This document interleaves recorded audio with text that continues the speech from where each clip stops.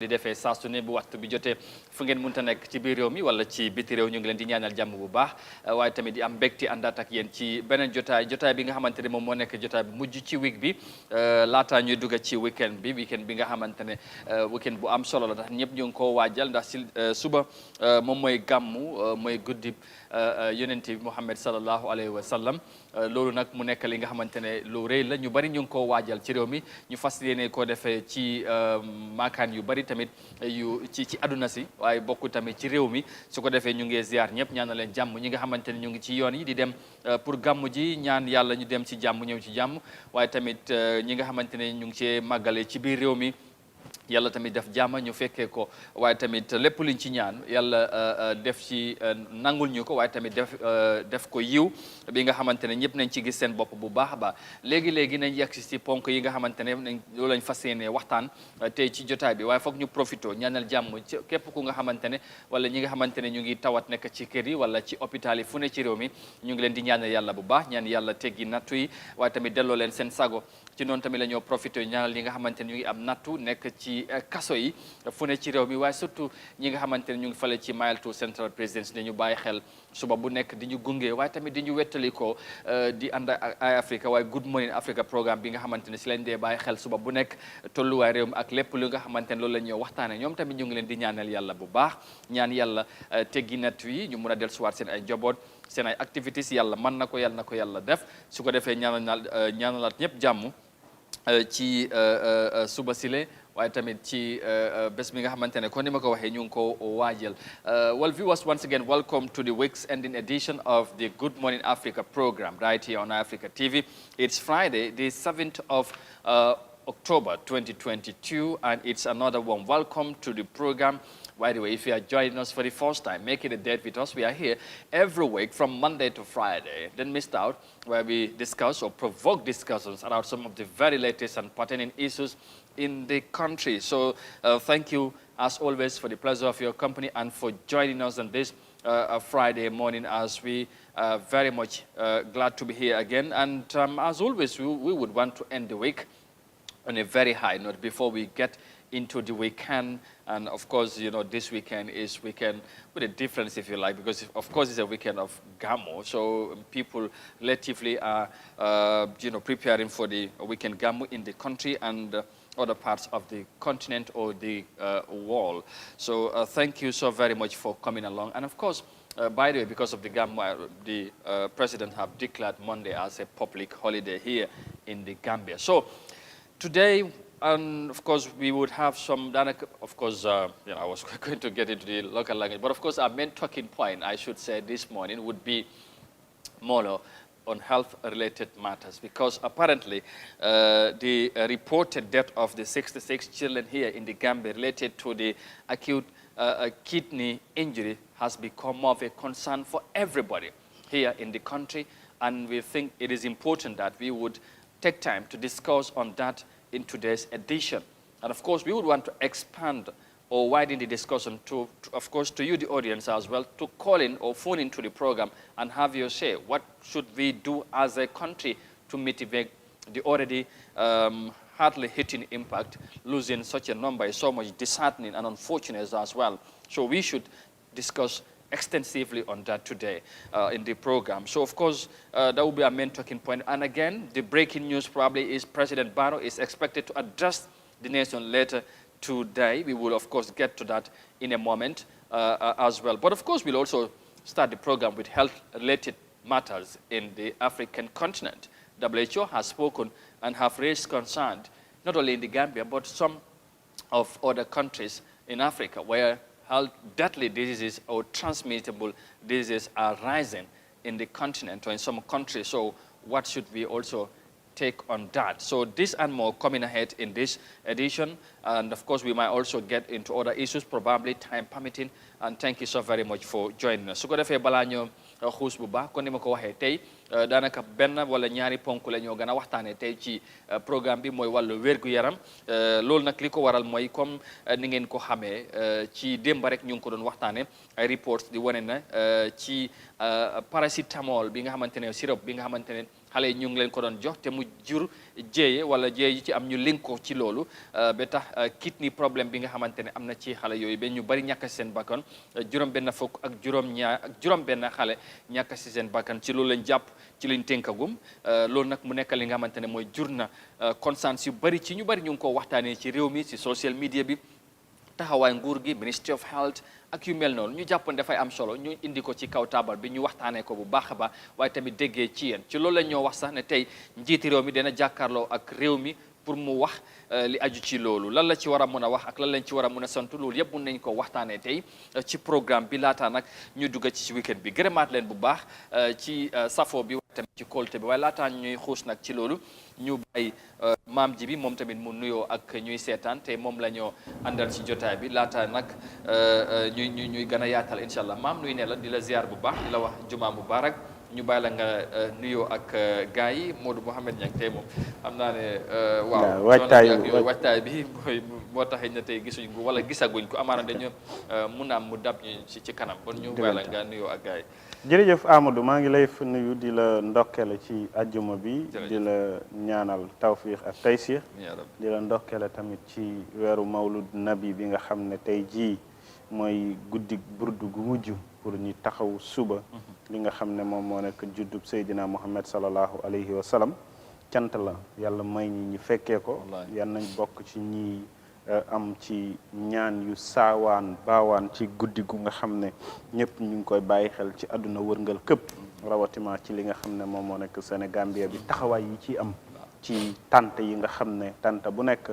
tey li ñuy séntu rek mooy doomu aadama ya fay dajee benn yéene la ñu am benn xol la ñu am mooy màggal juddub sang-sang yi muy Seydina Muhammad sallallahu alayhi wa sallam waxoon nañu ko fi démb ñin ku ne xam na ne taalibe leen te ñu ngi waajal Medinatul Anwar muy taxawaayu gàmm gu nga xam ne ci keppaaru sunu sëriñ Saïd Omar Kébé borom Medinatul Anwar ak mboolem taalibe yi fay daje ci biir réew mi ak ci bitim réew ñu ngi koy nuyu di ko ñaanal gudd fan di ko ñaanal wér ak wérle di ñaanal taalibe yi mboolem ñi nga xam ne seen taxawaay mooy luy sottal gàmmo gi yal na yàlla yokk leen jaxlaf ak kattan ba lépp lu ci seen taxawaay ñi matal ko buñ ne gàmmo tam ku ne xam na ci biir réew mi daanaka Sénégambia dañ dund li nga xam ne mooy bokk diine bokk aada ñu bëri tey ñu ngi ci yoon ñi yegganan fu nga xam ne mooy Medina Baye ñu ngi ciy ndokkele ku mel ni Sirif suñu rak la suñu wëllëre la moom dem na Medina Baye suñu ay wayjur ñu ngi foofa ca Tiwaawoon ñoom tam jógee nañ fi yegganan ci jàmm ak mboolem taalibe yi nga xam ne dem nañ Tiwaawoon ñiñ xam ak ñiñ xamul yal na yàlla delloo si leen ci jàmm yàlla mun na ko yal na leen ko yàlla defal buñ ci jógee rek dinañ bàyyi xel nuyu njabootu Siisa Wanekunda famille góor jigéen mag ak ndaw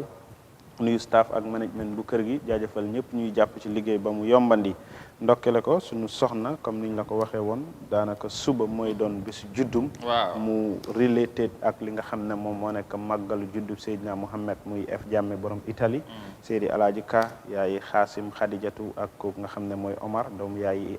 Ado ak Siré ak Yahya borom Italie ñu ngi lay wish happy birthday may you witness many more years to come borom 8 October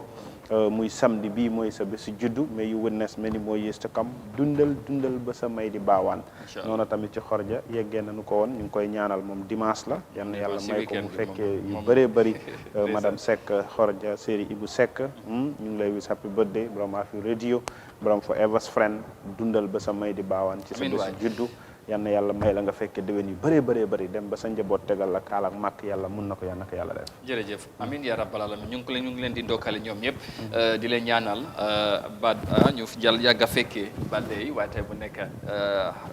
of course wish leen many happy returns yàlla yokku leen ba ñu yegg ko ci lépp di Horoja ak ki nga xamante ne mooy ki nga wax noonu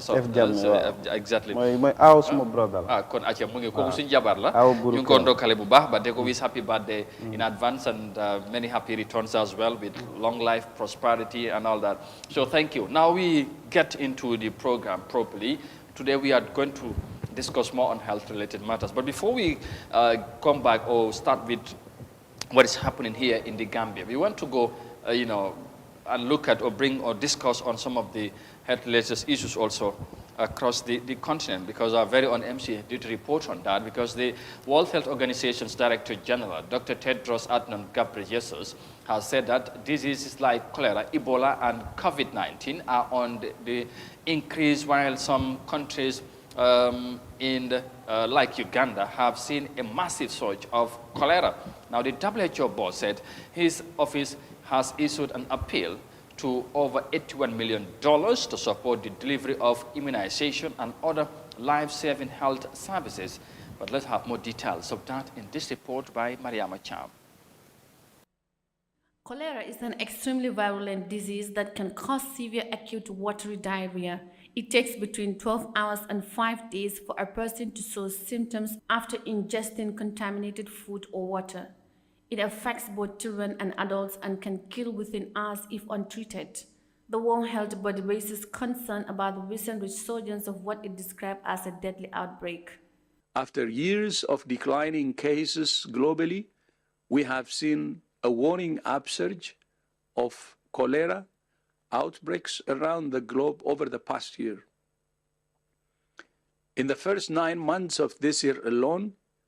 27 countries have reported cholera outbreaks. Not only are we seeing more outbreaks, but more deadly outbreaks. But with an increasing number of outbreaks, supply cannot keep up with demand. We urge the world's leading vaccine manufacturers to talk to us about how we can increase production. Cholera thrives on poverty and conflict, but is now being turbocharged by climate change. Speaking to reporters in Geneva, Dr. Tedros said so far 63 confirmed and probable Ebola cases have been reported, including 29 deaths in Uganda. 10 health workers have been infected and 4 have died. 4 people have recovered and are receiving follow-up care. The vaccines used successfully to curb recent Ebola outbreaks in the Democratic Republic of the Congo are not effective against the type of Ebola virus that's responsible for this outbreak in Uganda. However, several vaccines are in various stages of development against this virus, 2 of which could begin clinical trials in Uganda in the coming weeks, pending regulatory and ethics approvals from the Ugandan government. Director General Ghebreyesus said the organization is continuing to support the government of Uganda in responding to an outbreak of Ebola disease in 4 districts. Speaking of a vaccine for the cholera outbreak in Uganda, the WHO's chief scientist Dr. Sumaya Swaminathan said there are 2 vaccines available, but they are yet to identify one. There are 2 different candidates, one from the University of Oxford and one from the Sabin Vaccine Institute.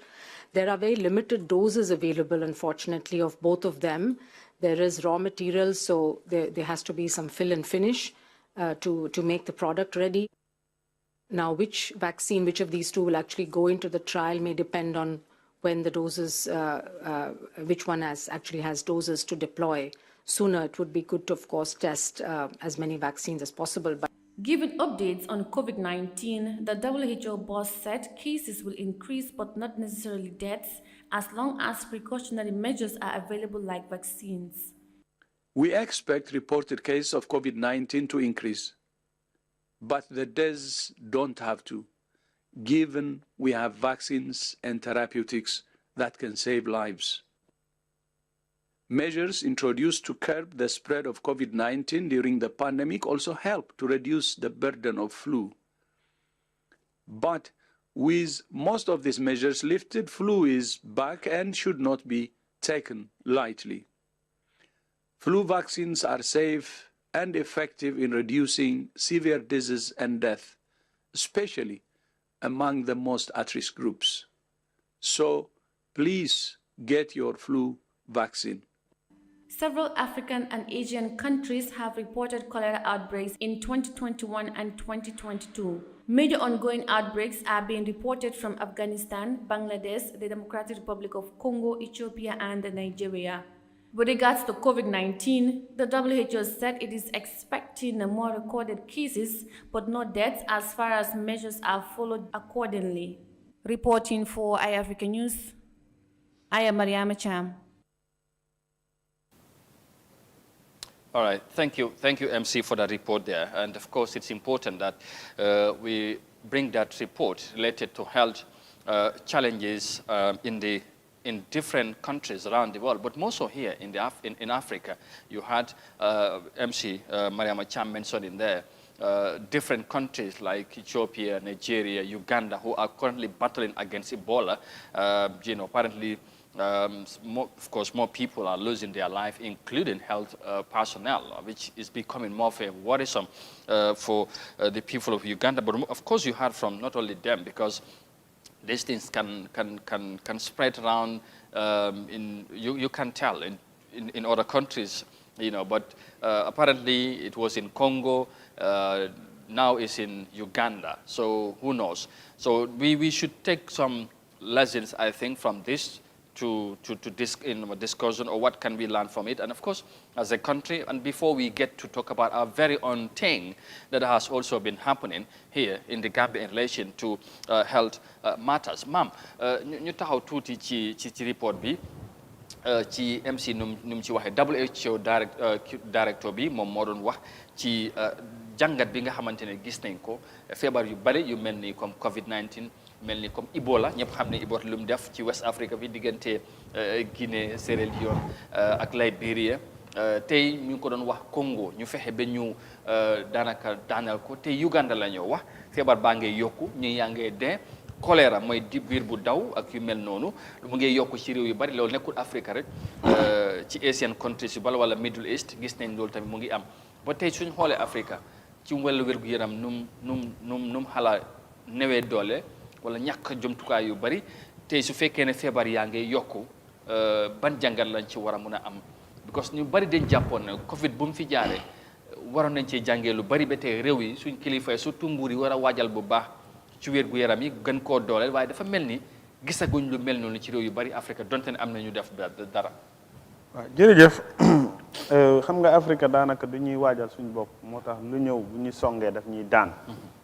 léegi nag yu mel ni WHO nuñ gaarale seen kaddu wane ne daanaka gàllankoor yi mbas yi am wala jàngoro yu judd yu ne Afrique ñoo ci gën a loru ñu mun koo méngalee ak yi fi jot a jaar mu jàll comme ni nga ko waxee jamono Ebola jamono choléra Covid-19 bu mu egsee li nga xam ne loolu la ñu fagaagal. waaw te yii nii yëpp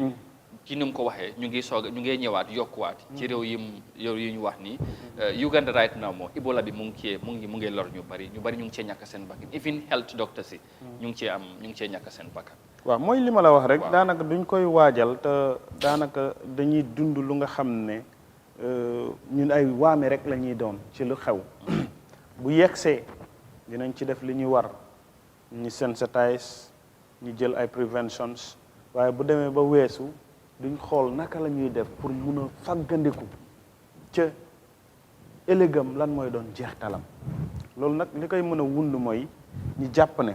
lii jaax na fi lan la ñu jural xam nga tey lu mel ni choléra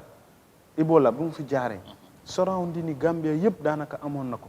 waaye Gambia yàlla muccaloon nañu ci waaye nguur daf ci jëloon matuwaayam ci jamono jàmme jël ay précaution of measures yu nga xam ne dafa make sure woon ne ak lu munta xew feebar bi bu fiy dugg sax dina fekk waajal nañ ko waaye ñu defoon li gënoon a am solo mooy xoddeeku ca balaa ngaa lakkale teel a tëj boo day teel a jël ay wareef ba képp ku fiy dugg ñi xam yow lan lañ mun a def pour saytu sa wér-gi-yaram ba bul dugal jàngoro bu mel noonu xoolal càgganteef bu ñu dal ci Covid-19 bu mu amee dégg nañ ko China dégg nañ ko Europe jëluñ suñ ay matuwaay dégg ko Sénégal fi nga xam ne all the territories of suñ digganteeg ñoom lu dul géej gi lépp dugg ak génn la ñi sàggan ba kees bu jógee Europe ñëw dugg si ci biir réew mi ba lu ñu jural loolu yëpp nag ay matuwaay ak jumtuwaay la war a nekk xam nga jumtuwaay nit ñi li ñuy foog mooy ne ok tey nguur gi amul doole nguur gi nii na déedéet nguur mun na jël ay matuwaayam fekk du xaalis commitment la soxla mooy ne lii bëgg naa pour ma def ci suma kéem tolluwaay kàttan jël kaaraange gu mat jël taxawaay yu mat ci hôpital yi ak ñu nekk ci wàllu hôpital yi muy wàllu paj mi naka ngeen mën a defee pour fàggandu seen bopp ba tey Covid-19 niñ ko gisee muy fagaagal ay nit bu ñëwee ci réew mi yan matuwaay lañ ciy jël waaye li ci jiitu mooy naka la ñuy aaree suñ bopp ba du yegsi understand nga choléra noonu li nga xam ne moom moo nekk beneen bi nu mu tudduti Ebola bi waaw Ebola bi the same thing léegi yooyu yëpp tey nga xool liñ la wax 81 billion dollars understand nga war koo jël indil ko Africa pour ñu jël seen matuwaay pour taxaw xool naka la ñuy faggandew seen bopp ci mbas yi nga xam ne saa yuy ñëwee ñun ñooy ëpp ci ñuy loru. fi soo xoolee images yi par exemple yii nii nga gis suñu hôpital yi nuñ mel. dafa yéemu si nu ñoo tëddee ci biir. dafa yéemu dafa doy waar. dafa yéemu so image yu doy waar la tey nag bu ñu demee ba comme noo ko waxee WHO di lobby support 81 billion dollars pour mu ñëw wala million dollars mu ñëw ñuy ay jumtukaay mooy immunisation ay vaccines ak yu mel noonu pour ñu mun ko indi jàppale ko réew yi tey donte ne loolu mu ngi am waaye dafa mel ni ñun comme teel a fagaru bi ak waajal suñu bopp loolu daf dee nekk ay problème te wax naa la Covid bu mu fi jaaree ñu gis système bi nu mu demee woon ñu jàpp ne dina tax nguur yi Afrique yi surtout ñu gën a defaraat gën a dooleel seen health sector bi but dafa mel ni loolu am na yenn réew yi ko def ab stud boo di yu bari dañ xala sàggan ba léegi ci wàllum wér-gu-yaram si seen réew te loolu maam xaw ma lan mooy problème bi but comme ni nga ko waaye a healthy nation is a wealthy nation waaye su fekkee réew comme boo xoolee Uganda tey ndóol bi bari na foofu ne yaa ngi sonn but Ebola bi ñëw na yokkaat beneen problème choléra mu ngi fa te ñu ngi wax Covid mu ngi yokkaat ci yeneen réew yi loolu naka la ko lan lañ ci war a mun a jàngee ba te suñu kilifa yi mooy nguur yi ñu mun a seetaat seen bopp gën a taxaw jàmmarloo ay feebar yu mel ni bu fekkee ne yegg si nañ. waaw xam nga lii problème bi mooy suñu nguuri Afrique yëpp ñu ëpp ci suñu ay njiit li ëpp ci li ñuy bàyyi xel mooy politique waaye du askan wi ci seen bopp waaye ay show mooy ne daf lay leer ne tey askan wi dañuy wax seen concern yow nga bokk ci ñoom da nga war a jël sa kéem tolluwaay kattan pour xool ne ñii naka la ma mun a saafara seen problème waaye doo ko xool li ngay jàpp rek ci xalaat ak gis-gis mooy ne élection mu ngi war a am nan lay def pour win élection ñu ngi koy waajal fan laa mun a jaar pour convince Amadou pour mu votal ma am na ay concerned citizen bu nga xam ne du xool li nga ko convince results of yow sa jëf lay mun a xool ci mu decide ne man I will vote for Amadou because gis naa ne tey lu jëm ci wàllu health lu munta ñàkk la ci ma nekk ci réew ca ma war cee bàyyi xel nguur gi exemple nguuru Gambia lan lañ convincé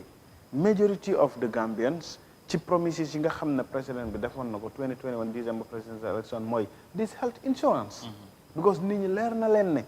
tëlee nañ ñàkk nañ ndóol nañ mënuñoo amal seen bopp koom-koom ak doole ju ñuy fajoo boo leen indilee ne mun ngaa am benn carte bu la mun a yombalal pour nga jot garab fu nekk ci biir réew mi ci lu nga xam ne sa koppar bu ciy dugg sax amaanaa du bari ku nekk daf ci am yaakaar comme ni nga ko waxee a healthy nation is a wealthy nation amul doomu aadama buy dund ci àdduna ngay walliwu ngay président ngay xutbu nga doon nit ku nekk ku munta doon ku dul tawat foog tawat day jaar ci diggante nit ak dundum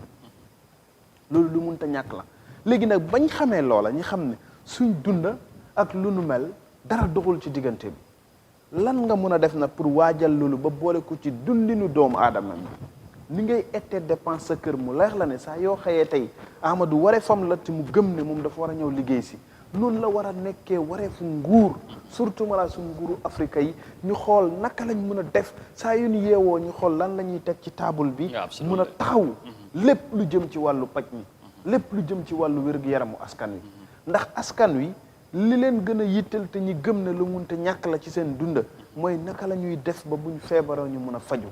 naka la ñuy def ba buñ feebaree buñ demee ci hôpital yi seen xel dal ci ne buñ nekkee ci hôpital demel ni ñu ngi seen kër la koy wutal rek mooy ne fii da nga fi toog amoo ci sa sago waaye ki nga fay fekki moo la war a gindi ba sa xel dal ci ne la ma bàyyi sama kër li ma ñàkk la waaye li may fekk si fii lu ma mën a faj la pour ma absolument fan yëpp gis naa benn vidéo sax ñu ko dog former président Jammeh fu mu doon wax ci noos yi seen nekkin vidéo baa ngi dem viral ñu ngi ko siyaa si Facebook page yi si di wax nu mu doon waxee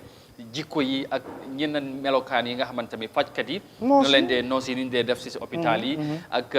léegi ñu mu indi ay machine ñu bañ koo toppatoo bañ mu yàqu jikko yi loolu moom ku ko xam na ne def ji doon wax ba den maam ci réew bu nekk surtout leen dee wax ne réew bu bugg a dem dafa am ñetti bànqaas yi nga xamante ne yàgg nañ ko wax fii foog ñu bàyyi ko xel dooleel ko mooy wàllu paj mi health dafa war a nekk ci fundamental priorities yi nga xamante ne nguur gi nekk war na koo mën a taxawee jàng mooy education dañ ko war a dooleel agriculture mu war a nekk beneen ponk parce que boo seetee wàllum health ak agriculture dañuy relate te man dama doon jàpp ne comme surtout ñun suñ nguur bu ees bi nga xamante ne ku xiif da ngay feebar absolutely dañuy relate bu baax te tamit buñ ko doon samp vice président bi dafa am kaddu yu bu bari kaddu yu mu waxoon yu am solo waaye bu ma ci jàpp mooy dafa wax ne ministre yi nañ collaborer ñu liggéeyandool seen biir ñu jàppalante waaye dafa am yeneen ministres yi sax pour ñu liggéey it's an obligation parce que ñoom daanaka wareef la parce que dafa daanaka objectif bi wuutee na ba tamit dafa am lu bari lu leen boole so waaye health education dafa link health agriculture dafa link and so on and so forth but then da ngay gis ku nekk mu ngee demal boppam moo tax daanaka da nga gis gap yu bari ci doxalin yi ku nekk mu ngee wax ne mu ngee def yitte but impact bi nit ñi daanaka dañ ko dee feel doo ko dee gis in reality waaw xam nga loolu li ngay wax sax li koy dëggal mooy tey boo demee ci hôpital waaw bu ñu la joxee garab lan lañ lay njëkk a laaj ndax lekk nga waaw lekk nga dañ la jox garab nga naan ko te lekklu waaw ana san nga boo lekkee ba pare dañ lay forcer ne la buñ la pikiree forcel nga lekk pour nga am énergie léegi lekk fan lañ ko yaakaare agriculture te loolu su nekkee problème nag mooy mbay fan lañ jëm exactly comme dëggalal la li nga ne ñaar ñooñu di leen boole tey docteur bi nga xam ne moom moo nekk ci hôpital bi war a laa faj bu amul njàng mu tegu ci yoon ndax dina mun a faj nit ki xam-xam bi foog mu nekk kon lu dëggu la ci ni ko vice président waxee waaye luñ doon séntu mu doon reality of implementation ci seen diggante ñu jëfe ko te even World Bank wax naa ko fii dañ ñaax africain yi pour ñu gën a focus ci loolu even si budget bi bu ñu koy def yooyu ministre yooyu lañu war a mën a bàyyi xel ci budget bi pour doole leen ci wàllu xaalis parce que xam nañ solo si ak lan la mën a taxawee pour taxawee nit ñi xam nga réew bu amul xam-xam du dem réew bu wérul du dem réew bu amul mënut a dundalul boppam fàtteel coow li rek mooy bari yàgg nañ ko wax fii démb rek ñu ngi koo wax waaw xam nga yi ngay wax noonu dafa bokk ci dundinu doomu aadama te lu mënta ñàkk la ala budd la ndax gis nga nit ak koo mënta doon ak loo mënta doon boo amul xam-xam ci xel ci lim lay jëriñ munoo jógee sa kër nga ñëw fii sa xel moo la mun a wax ne laati Londankoona nga jógee di nga jaar Bundum ñëw Latrikunda egsi ay Afrique loolu xel ak xalaat la te xam-xam moo ko mën a doxal mën a san nekkul ne xam-xam bi nit ñi foog ne ci nit ne njàng buñ ko waxee li ngay toog di am practical and theory ci classe bi teacher bi di la jàngal lu rek mooy xam-xamu nit gis nga am na ku am xam-xam ba feesal ko del musta jàng benn jàng ci aduna waaye yàlla may na ko xam-xam yàlla may na ko xel ndax xelam la jëfandikoo pour xam-xamam mu mun koo doxal léegi nag walla biñ nekkee muy wàllu wér-gi-yaram mu doon lu nga xam ne nit ci aduna wax naa ko ci ginnaaw dinaa ko bamtuwaat président bi ci boppam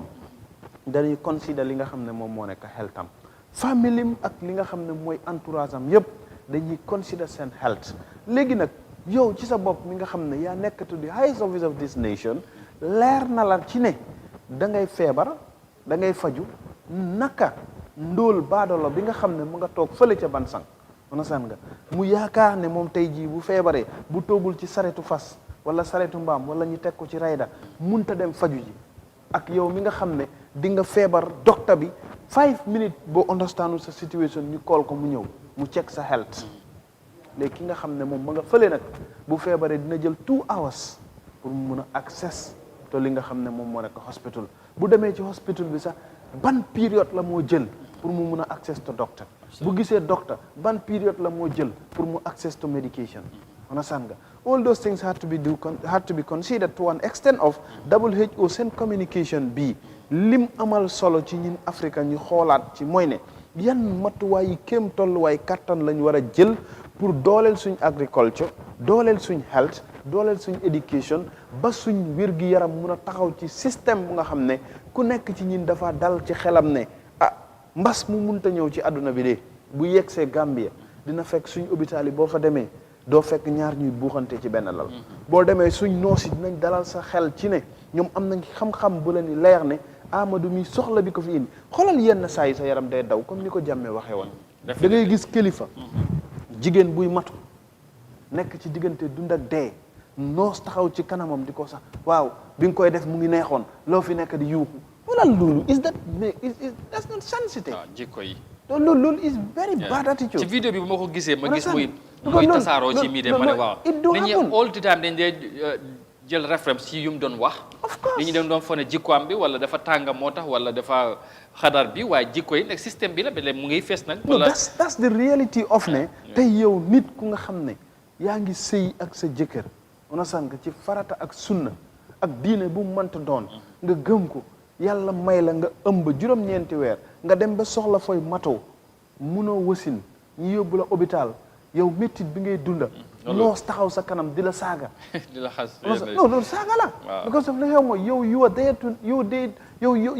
you being there is only to need support onasan waaye ki la war a support mu ngi laa xas waaw bi nga koy def mu ngi neex nii ngeen mel nii naa patati patata am na ñoo xam sax dañuy dem beneen la waaw soo xamee ne mun loo wasin doo tëj sa biir bi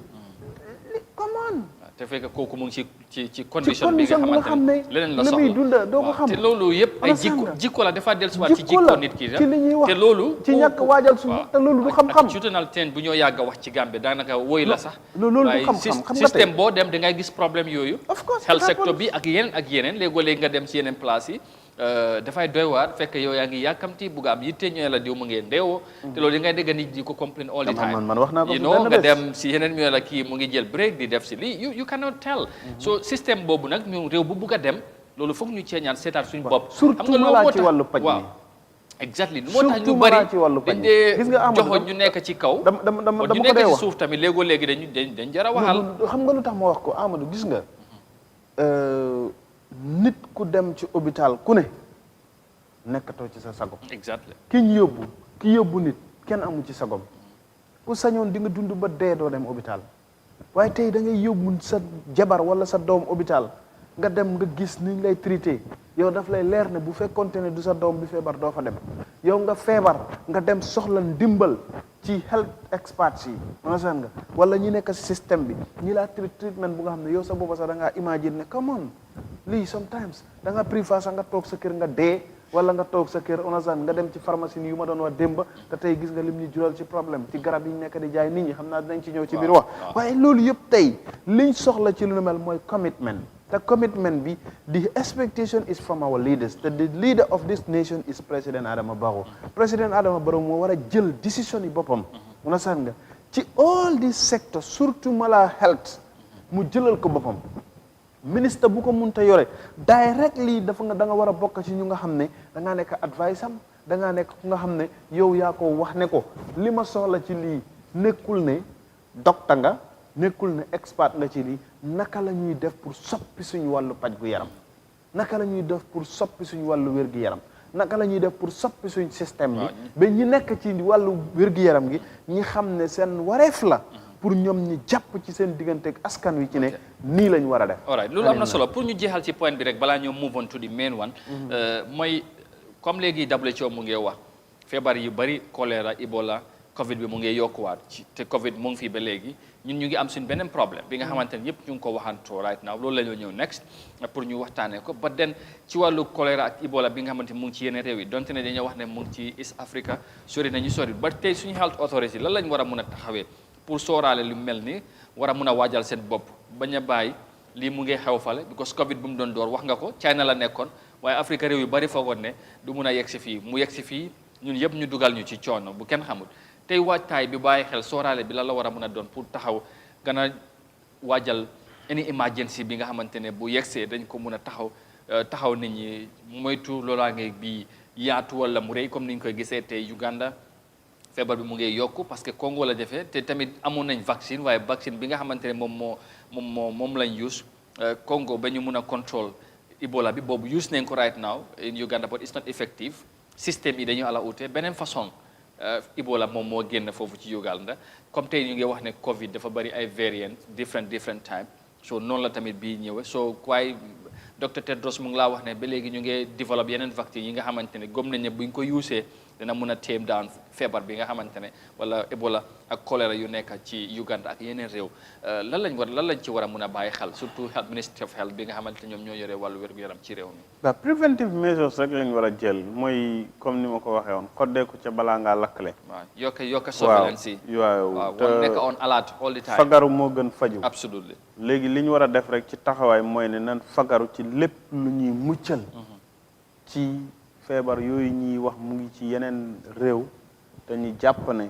comme dem beeg dikk bi kenn mënu koo dàkkal nit mun naa jógee fa la indi ko te kooka kenn xamul fan lay dem ak ñan la ci mun a wàlla suñ nguur nañ jël seen kéem tolluwaay kattan pour taxaw ci commencé jël ay matuwaay yu wóor ci mboolem ñi nga xam ne dañuy dugg ci biir réew mi ñàkk nekk doomu réew mi wala buñ nekkee doomu réew mi sax jóge ci dëkk yu mel nii dëkk yooyu noonu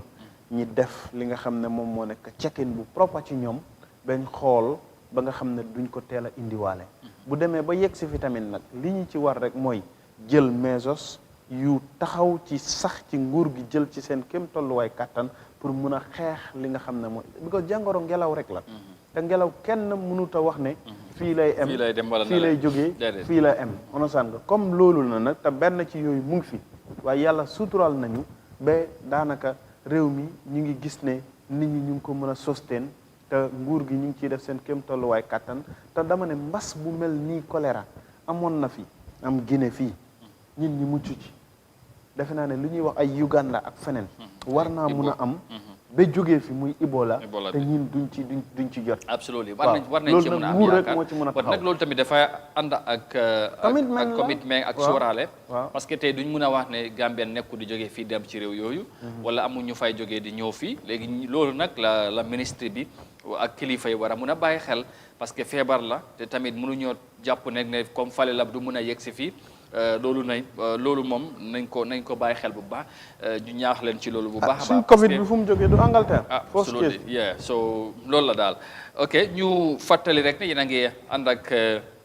seen Good Morning Africa programme bi fii ci Africa TV xam ngeen ne suba bu nekk juróom-ñeenti waxtu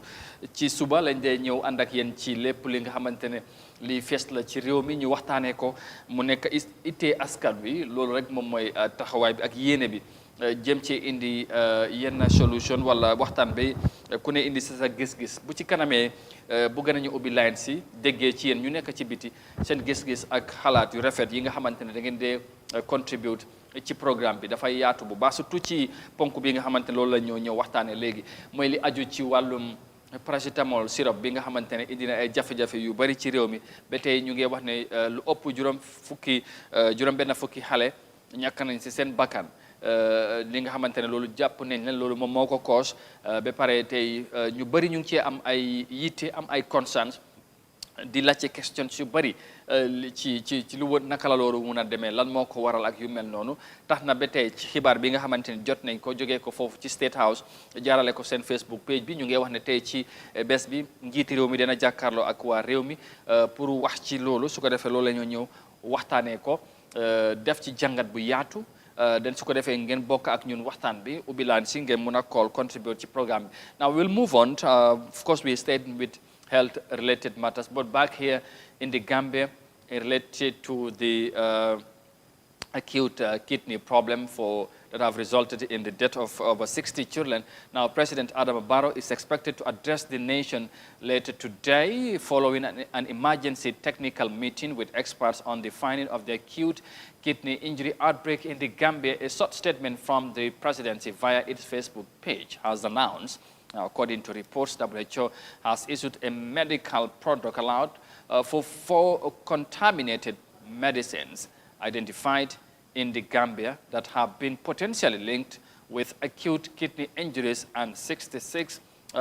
deaths among children. Now, the Standard newspaper yesterday reported that the 4 medicines are cough and cold syrups produced by India, Medendala Pharmaceutical Limited in India. WHO is conducting further investigation with the company and regulatory authorities in India in relation to that. So this is more or less something we think it is important that we have to take time to discuss on this, as it has become a big-time concern to almost for everybody here in the Gambia, and of course for those that are also not in the country but are following development back home. It has been also a hot matter or discussion on the social media. Many of you has been reacting, asking unanswered questions at the moment. So we think it is important that we also bring it on the table so we can see ideas and discuss as a country as to what should be done to mitigate or to cope the situation. Apparently, we were saying about 66, but who knows? The paracetamol syrups might be still around and been used by other people who might not know the dangers attached or linked to these syrups. Yeah, ma'am, ñu ñëw to the main issue bi nga xamante ne fan yëpp ñu ngi ko waxtaane waaye boo xoolee diggante barki démb ba démb ak tey ni mbir yi di demee doy na waar bi bari ñu ngi cee wax benn ba ñaari li ci gën a fes mooy ñu ngi ko doon waxtaane syrup bi nga xamante ne tey boobu lañ link ci deyum xale yi mooy paracétamol syrup bi nga xam ne ñu ngi wax ne India la jógee te ñu ngi wax ne ñeenti façon la dem ba WHO bokk ci di ci wax di alaat yeneen réew yi pour ñu bañ koo use parce que lim jur fii ci réew mi waaye li ñoo laajte mooy ñu bari li ñoo laajte mooy syrup bi naka lañ def ba mu dugg ci réew mi te li ci amaana matukaay yi ci war a am amut loolu bokk na ci nit ñi lu ñooy laajte te ministre bi li ñu jàpp ne wala képp ku nga xamante ne yow yaa yore loolu war nga cee mën a indi leera ba léegi ñu ngi wax ne ñu ngi ci ay gestu yi paregut tey suba si rek maa ngi déglu ministre bi yore wàllu wér-gu-yaram mu ngi koo wax ci li aju ci loolu leneen li mooy depuis bu mu xewee ba léegi gisuñ ñu wax ministre baa ngi wax waaw mu ngi doon wax ci su mbir mi ci West Coast ak Peter so mu ngi ci doon indi ay leeral ba den force balaa ñoo ñëw ci sax na ci kàddu bi du ñàkk ma mun a indi yenn yi nga xam ne dégg naa mu wax ko ba jàngat ci situation bi ak fu ñu toll ak mbir yi ak mbir yi nu moo demee xam nga ban lan moom mooy yitteel wala gën a yitteel wala gën a soxal ci mbir mi mooy paracétamol bi nga xamante ne sirop bi am na ñi nga xamante ne du mun a ñàkk ma yaakaar ne am na ñi nga xamante sax yëguñ ne maam lu ñoo wax ni sirop bi moo ko indi te ñu ngi koo use ñu ngi koo jëfandikoo ci dëkk bi. waaw xam nga ndeysaan. waaw man suma yaram dafa daw li tax mu daw mooy. ñun Afrique ak suñ nguur yi ak suñ njiit yi kañ la ñuy joxante cër ci suñ biir bañ mun a mucc ci yu mel nii. Amadou docteur Bitèye moo taxaw mu njëkk wax li boobu 28 lañ waxoon. waaw ndax dégg nga président bi mu ekkati kàddum ne dina ci wax. tey moom ñu ngi ko xaar. waaw non foofu laa lay waxee. li tax ma ne la ne li tax ma ne la we are in a very sad continent sax as Africa surtout ma laa nag suñ njiit yi mooy li ma fi doon wax léegi tubaab yi kese ñoo mën a tax ñu fullal ñun suñ bopp. WHO wax nañ ci international media bi yëpp communicate ci ñu doog koo jëlee seriousness. ba démb ñu def technical meeting. ba démb ñu def technical meeting tey ñu war a expect ne président bi dina adresse country bi. te loolu nañ ci ñëw lan la ñu war a mun a xaar ci lan la war a wax. waay xam nga li ma ci gën a situation bi waaw situation bi loolu laa la wax nii xam nga situation bi. du tey la door waaw du tey. dafa door. waaw mu ngi doon man ak yow as a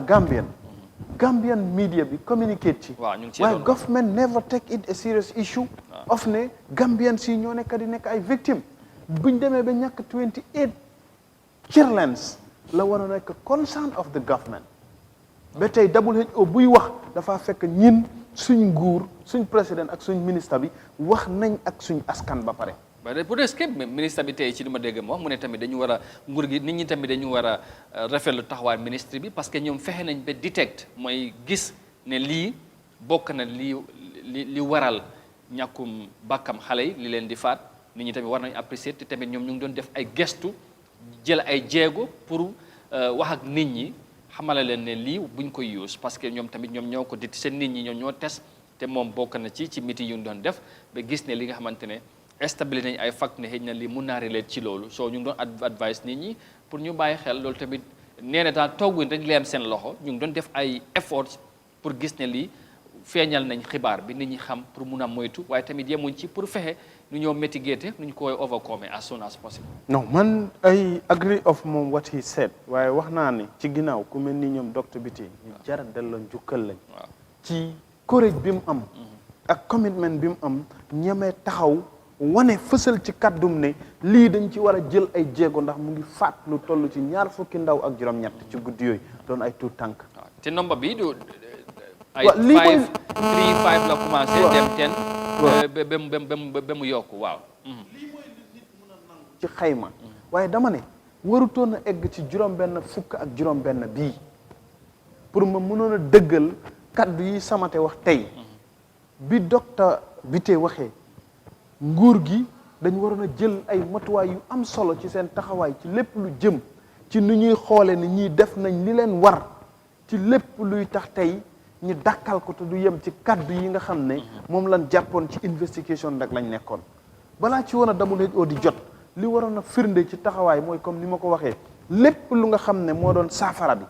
tey waroon nañ cee gis ci nguur ñu taxaw ci jéego yu nga xam ne buñ ci yegsee tey WHO bu ñuy dem bay wax juróom-benn fukk ak juróom-benn day fekk ñun xamal nañ ko suñu bopp. waaye Amadou problème bi ñu am ñu mel ni professeur Mouloumbe daf koy wax suñ government yi pour ñu téye ñi ni ñu serious foog ñu dem ba western media bi wax foog ñu dem ba western organisation ci wax. WHO UN ECOWAS non seen si lan ci loolu. ñooñu éleguñ leen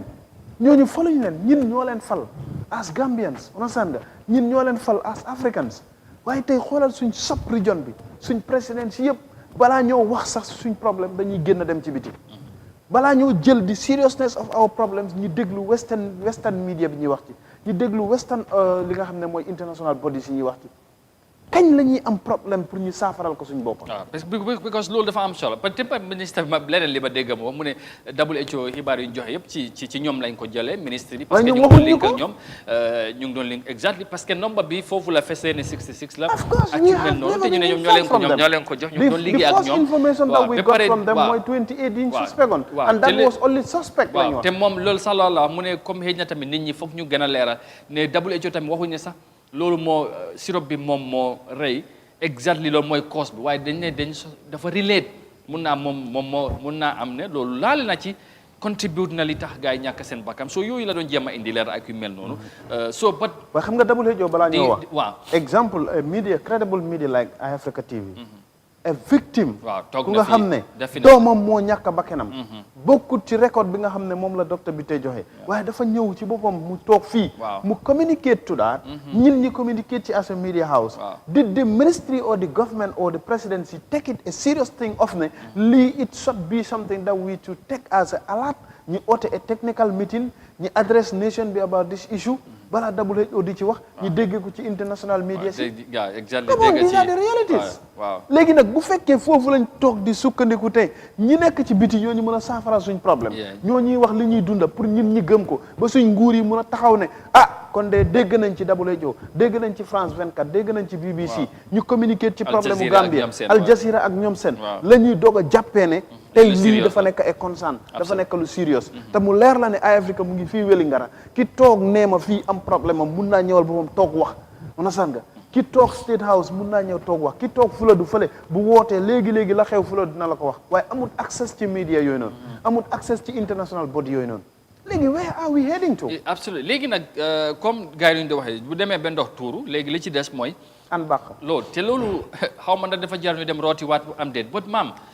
xibaar bu war a dem ci askan wi message bi pour ñu relate ko nit ñi understand parce que tamit Gambia nekkul kombo rek fii media bi bari fari fii la am ñu bari fale ci kaw bi daanaka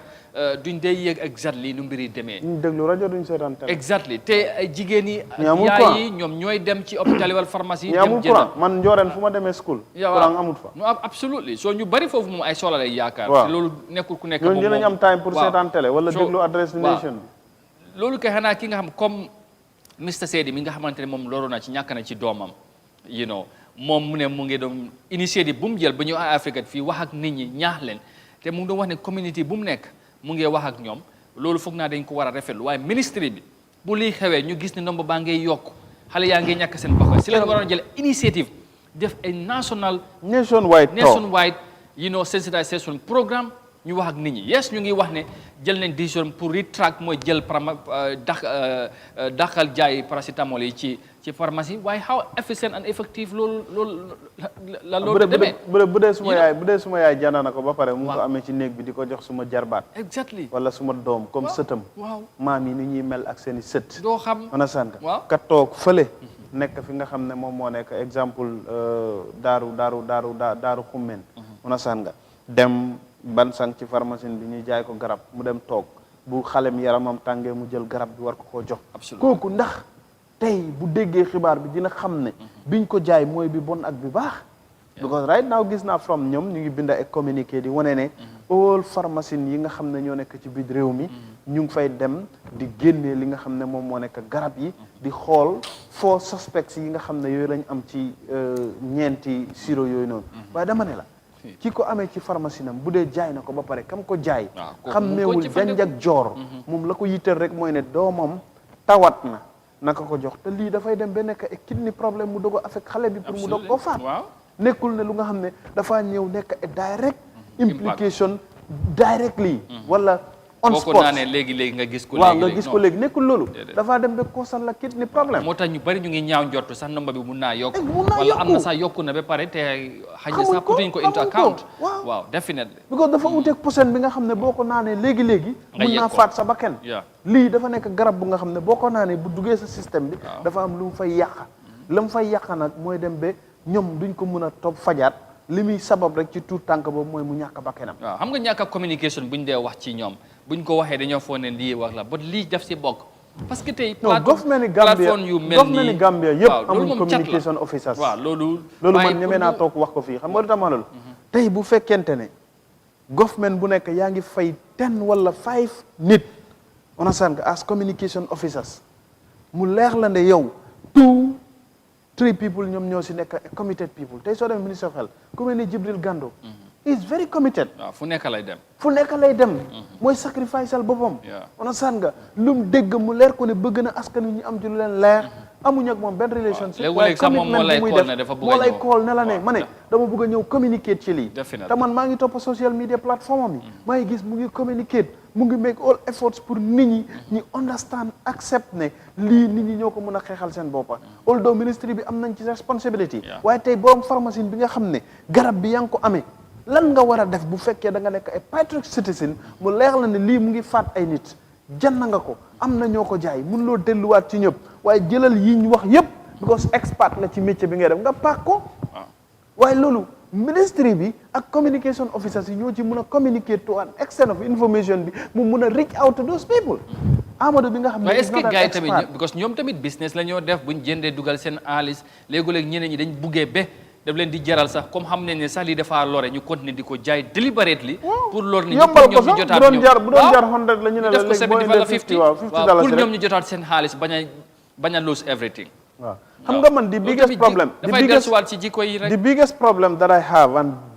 that was the biggest expectation of my question from the government mooy ne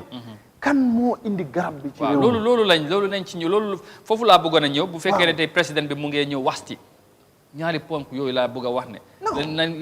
that should be the biggest question nañ ko ci mën a xaar mu wax ñen affaire yi na kan moo ko fi dugal wala naka la fi duggee ñi nga xamante ñoom ñoo responsible loolu lan lañ def ñoom ba si saytu wala loolu mu dugga ci réew mi wala dafa dugga ci yeneen bunte yi nga xamante ne ñu ko fi dugal amuñ leen sin wala wala du ñoom ñoo war a dugal fii ay garab ci réew mi loolu lacc bi nga xamante ne ba léegi ñëpp ñu ngi ko xaar léegi nag ndax président bi dina ci indi leeral tey bu waxee loolu mooy loolu na bokk ci lan lañ war a mun a xaar ci moom ak tamit buñ demee ba xam ne diw wala kii la wala ñii ñoo ko fi dugal lan moo ci war a lan moo lañ ci mën a fekk juróom benn fukki ndaw ak juróom benn loolu de warta ci réew waruta demee nii réew mu ñàkk tuut tànk yooyu tey amul kenn ku ñu wax ne diw moo responsible waroon nañ koo defal sa national day waaw pour réew mi méttitlu moon leen ci juróom benn fukki xale ak juróom benn waaw parce que ñooñu mënoon nañu nekk lu nekk ci réew mi yàlla rek moo wala xam aduna definitely yàlla rek moo xam xale moom waaw tey nekk na lu daw yaram. waaw waaye li nga wax tam ci kaddu président bi. waaw léegi foofu dama bëgg am ñu jël break. ñëw rek ñëw ci loolu den su ko defee ñu ubbiwaale line si straight ñu nekk ci biti tamit bokk ak ñun waxtaan bi dañ bëgg a bu déggee ci ñoom tamit bu baax conscience yi bari na gis-gis yi wuutee nañ waaye tamit njiit réew mi tey mu ngi war a wax ci bés bi xamuñ ban time la rek waaye ñu ne wax ne dina war a wax wane na wax ak réew mi gannaaw bi nga xamante ne amal na technical meeting ak experts yi gannaaw bi nga xamante ne li xew na ba pare léegi nag ñun ñu ngi wax ne lan lañ ci war a mun a xaar ci président bi tey ndax dina mun a wax Gambien si sirop bi nga xamante ne wala paracetamol sirop yu ñoo wax ne ñoom ñoo bokk nañ ci ñu waral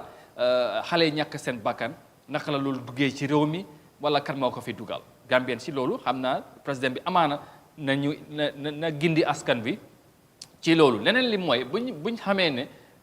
ñii ñoo ko fi dugal wala diw moo ko fi dugal lan mooy cee topp lan mooy taxawaay nguur gi ndax ñooñu dañoo responsible lan wala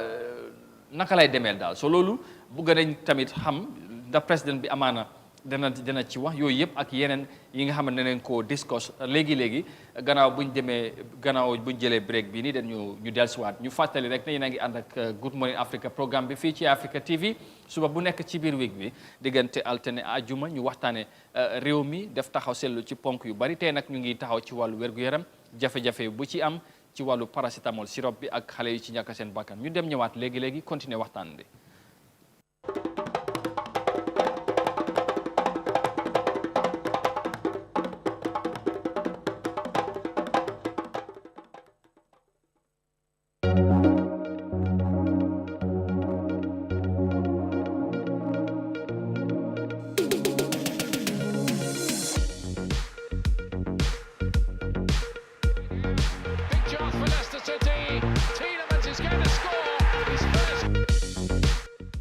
ikuniyaji ibañine kan wota man foy ñala wota amanke ñala anin staji sm dam yalon ko promotion ñon tango mi yalon ko afamata ken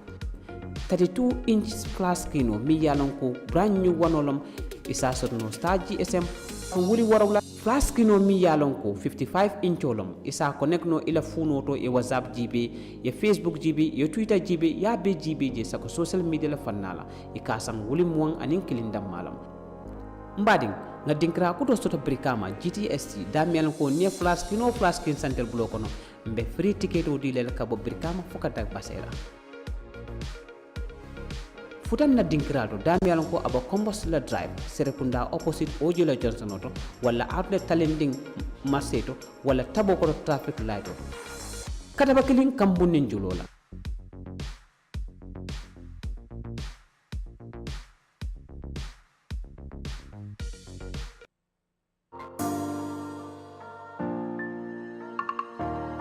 The development of our Dalaba estate commenced in November 2018. Today, Dalaba comprises of over 350 affordable and quality homes with fenced and gated service plots. The estate boasts features such as surfaced dressed roads with interlocking bricks, solar street lights, and beautiful landscaping to be further complemented with 1,500 fruit trees. With accessibility to water and electricity, fenced service plot owners continue to develop their properties. Within a period of 24 months, TAF Africa Global has transformed a 20-hectare undeveloped plot into a fully functional residential estate, housing families comfortably. TAF Africa Global. Our experience is global, our focus is Africa. For information on any of our current and future developments, please call +220 776 2333 or 376 2333.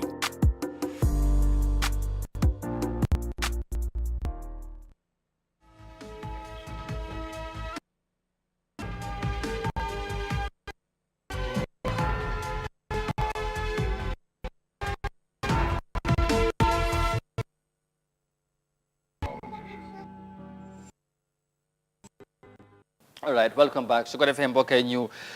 gërëmaat leen bu baax ba ci ni ngeen ñoo gunge saa nekk ci jotaay bi fu ngeen mënta nekk ci réew mi wala ci biti réew ñu ngi leen di jaajëfal bu baax ba di fàttali rek ne yéen a ngi ànd ak Africa TV seen programme bi di Good Morning Africa bi nga xamante ne saa nekk wala suba bu nekk da ngeen di ànd ak ñun ñu waxtaanee li gën a fës ci réew mi ci Africa ak ci àdduna si fu ne li ñu jàpp ne daal yitte askan wi wala nit ñi yitte nañ pour xam am ci ay xibaar yu wér te wóor comme suma waa ji ni mu koy waxee moo tax ñu cee taxaw fexe ñu indi ko ci kaw table bi ñu waxtaane ko comme ni ñu ko waxee woon léegi-léegi balaa break bi waa control room léegi mën ngeen ñëw joxe nomba yi rek ñu jël few calls wala jël ay calls yi nga xamante ne ñu ngi ci biti bokk ci waxtaan bi nomba bi xam ngeen ko 2323213 ngeen mun a jaar ci line bi joxe seen ay gis-gis seen ay contribution seen xalaat yu rafet ci fuñ toll parce que yitte mbir bu amee ci réew mi ñëpp nañ ci am interest ñëpp nañ ci am gis-gis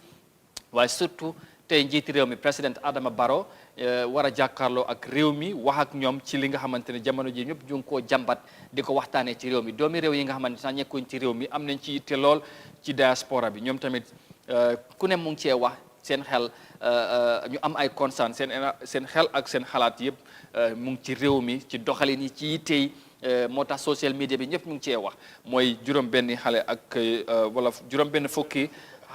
xale ak juróom-benn ñi nga xamante dañ ci ñàkk seen bakken ci paracétamol sirop bi nga xamante ne wax nañ ne moom moo ko waral wala bokk na ci li ko waral ci li nga xamante ne moom mooy loolu njortu nañ ne daal am na ci wàlla yu rëy moo tax nag tey njiiti réew mi gannaaw bu mu amalee technical meeting ak experts yi ñu waxtaanee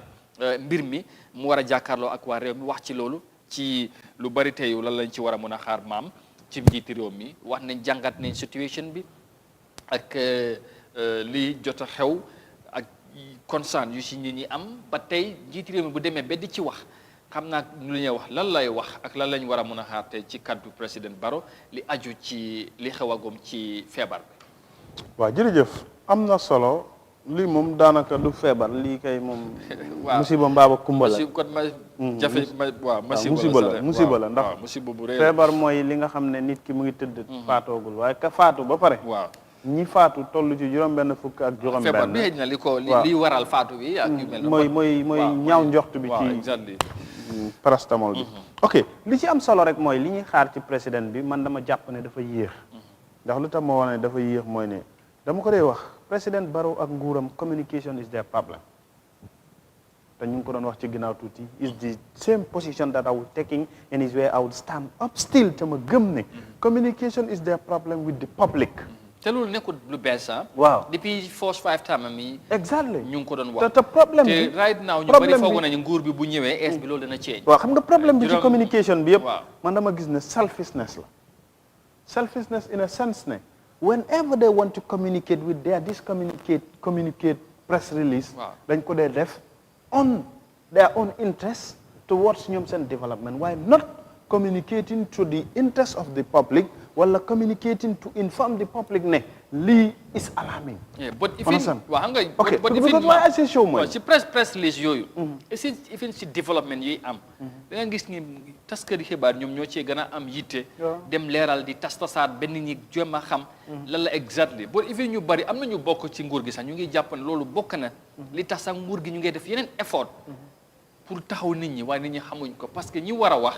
wala bokk ci nguur gi duñ dee wax. waaw it's what I'm saying loolu moo tax ma ne lan may la communication is their problem te lu tax may la communication is their problem sometimes seen ñàkk a communication sax moo day tax nit ñi di leen tuumal ci lu bari. barki démb bi président bi demee Mali. waaw after bu mu ñibbisee. ok ba baal ñu jël Mr Ba mu ngi ci line bi Serekunda hello asalaamaaleykum. aleykum salaam. waaw Mr Ba ñu ngi lay nuyu baax di la welcome ci programme bi. sëñ Amadou na nga def. alhamdulilah ñu ngi sant yàlla bu baax a baax naka liggéey ñu ngi si kawam. jërëjëf waaw ñu ngi si kawam bu baax. waaw jàmbaar ngeen bu baax a baax yéen a ngi traité bu baax a baax di nit ñi di waxal nit ñi ñu dégg di programme yi fekk ñu leen ko wax. jërëjëf. waaye lu ñoo wax affaire yi paracétamol sirop bi. waaw. Amadou paracétamol sirop bi ñun suñu nguur bi dañuy yàpp. waaw suñu nguur bi dañuy yàpp. Amadou nga gis paracétamol sirop. nga indi ko from India. India ñu ngi bëri ci biir dëkk bi fii seen lant bi ñoo fay lu ñu leen caaj dañ koo fay. lu ñu leen caaj ci xaalis dañ koo fay suñu paree ñu jaay jëlee ko si loxo nit ñi. Indians yi ñoo dominer all pharmacy Gambia. te pharmacie yi ren bu nga issue kan mën na ko issue dafa mel mën na ko issue. ba pare ñoom garab bu ñoo indi outside bu ñoo dugg ci fan la moo jaar dafaa jaar ci port wala ci port bi la moo jaar mu dugg ku fa ñi fa nekk yëpp dañ laa jox xaalis ñu romb ñu dugal ñu jaay ko suñ ko jaayee ñun 2 minutes ñoo ko naan ñu dee. ñu suñ nguur gi ba ñu yeb kenn yebuñu ministère of health depuis coronavirus ba tey lu fa def ci dara baaxul ñu borom mu ko seetaan noonu samate daxana fi ay employés yoo xam ne ñu ngi claim après seen salaire mu daxa ñooñu xool bi ne li daxa suspend leen pour 3 months après ñu daxale noonu ñu liggéey ñu ngi rëkk la nekkul ñu liggéey samate ñu ngi taw ñu nga def lu leen neex ñun suñ nguur bu la lu ko neex moo fi nekkaat borom dibalewul ñun ñu nañ ñu dibale ci public health samate is not working lii dafa ñaaw every day ñu ngi gis problème boo xam ne secteur boo am nga problème bu jàmbee secteur boo dem nga am problème bara mu ngi seetaan secteur boo dem ñun ñu ngi gën a dellu gannaaw ñu ngi gën a am musiba ñun lu ñuy wax te ñun ñoo ko fotoon ñun suma baasi maa fotoon baro ak keneen ñu fotoon baro am yaakaar ci moom waaye du ma ñaan mooy yéen nii ma yàlla na yàlla fay yéen waaye programme bi moom dañuy def sama dimbale buru sayen moo def lii yëpp moom la lu ma wax kenn man moom laa wax man ma ooyee pour wane ko ma def moom moo ko def moom sama moo nekk di yaa dëggam ci xel jërëjëf fekk boo dem li ngay yaa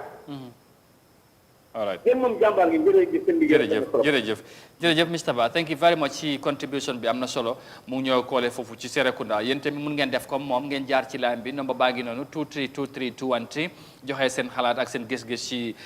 situation bi gis ngeen ne nu mel njiitu réew mi te ñu ngi ko xaar mu ngi war a wax waaye ministre bi sax maam mu ngi doon wax ci ministre bi ñu bari ñu ngi doon wax sax ministre bi waratoon xaar sax ñu man foofu laa man li ma wax mooy tey pour nit ñi déglu président Barrow li jar a jiitu ci kaddu mooy ne Samate génnee na ko ministre of health na ko dàq non te man bu nekkoon maay Samate bi nga ne man sax da nga ko déglu tey muy joxe ay explanation daf ma xaw a yéem man li ma doon séntu mooy moo njëkk waroon a bind resignation letter woon président bi ne lii is something lu nga xam ne I can wait and sustain issues yu mel nii li may def rek pour wan Gambien si ne bokk naa ak ñoom méttit bi ak naqar bi tekki naa suma ndombol tànk definitely waaye loolu xam nga loolu baaxoo ñu ko gis ci réew mi ministre dafa dem mooy li war li ma la mooy li war waaw baal ñu jël Mr Diallo mu ngi ci line bi call from Brikama hello salaamaaleykum waaleykum salaam awa nañ def jaama rek alhamdulilah naka suma si sant yàlla bu baax a baax alhamdulilah dama bëggoon contribuer seen programme bi tuuti waaw baax na ñu ngi lay déglu bu baax waaw du xew ni very sad definitely c'est contribuer waaw man lu ma ko suspectoon tuuti waaw about si nguur gi gars yi announce bépp pharmacie boo xamante mu ngi si réew mi fii waaw gars yi nag képp koo xamante yaa ngi am protocole sirop yooyu noonu sirop ni waaw na nga ko indi si minister of the health gars yi try ñu jël yooyu noonu ñu ne la at least ñu répondre leen sa xaalis bu ñu ko jënde woon nguur gi mun a jël loo xamante ne bépp boo xamante ne c'est médecine gars yi contrôle ko man loolu laa suspect daal gars yi suñu defoon loolu noonu loolu moo doon easy nga ne ko léegi stop ko ñu bari duñ ko dee stop soo ko ne stop ko gars yi comme daal nga jël sa 100,000 wala sa 50,000 nga dugal ko foofu noonu yaa ngi lii nii sa pharmacie bi amul doole yooyu noonu pour nga mun koo stop dafaa jële kon nguur gi suñu waxoon ku fi ici ñu rifoon la sa xaalis nguur gi contrôle man loolu laa suspectoon dina doon easy ak gaaw man loolu laa yaakaaroon daal waaw nguur gi annonce loolu bépp borom koy na to kaato bépp pharmacie yaa ngi am sirop yooyu gars yi annonce yooyu noonu nañ ko ici foo ko isee ci ministre of the health ñu jël yooyu noonu ñu rifoon la loo ko jënde woon ministre bi jël ko def luñ ko war a def man loolu laa yaakaar daal dina doon gën a gaaw inshallah waaw jërëjëf Mr Diallo thank you very much wax na lu am solo loolu tamit xalaat la waaw xalaat bu rafet la parce que tamit loolu buñ ko defoon amaana te ñu bëri dañ doon sawarta waaw yóbbu ñoom ñooy solda responsibility parce que yëf yi dugg na ba pare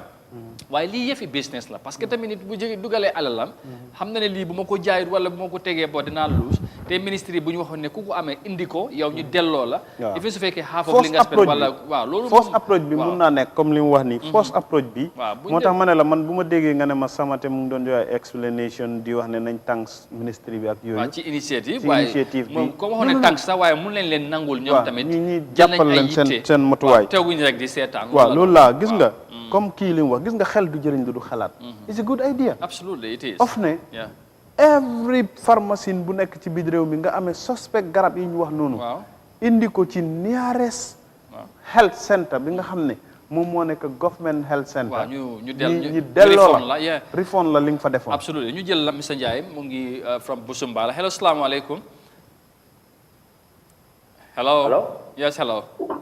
waaw maa ngi laa dégg. waaw naka nga def naka suba si. suba sant rek. alhamdulilah ñu ngi lay déglu bu baax ci programme bi lan nga ci bëgg a contribuer. waaw maa ngi am sant yàlla bu baax. jërëjëf. waaw maa ngi laa dégg maa ngi am sant yàlla bu baax. waaw jërëjëf. di am nag naxar lool. waaw. maa ngi déglu sa waxtaanandoo bi juróom-benn fukki xale ak juróom-benn suñu dee ci ministry of health. su doon maay ñoom tey damay bàyyi liggéey bi xam ne munuñ. doomu aadama dafa war a am ngor. dëgg-dëgg man am naa lu ma naqari. nañ di ñun Gambie suñ ñu joxee liggéey nañ ko liggéey te yàlla tax buñ seet xaalis. maa ngi am ndekte ci waa ji njëkk a kool. Mr. Ba from Serekunda daanaka li mu wax rek laa bëggoon a wax. dëgg la. waaw waaye maa ngi ñaax doomi Gambien yi. nañ liggéey ngir Gambia. ndax juróom-benn fi nga xale yooyu kenn xamul ëllëg bu màggul lan la ñuy jëriñ réew mi. te ñun ñëpp waroon nañoo am njort bu rafet nag buñ màggee dinañ defar Gambia lu baax kon waruñu la seetaan. ñuy dugal garab bu bon ci biir réew mi. dëgg-dëgg.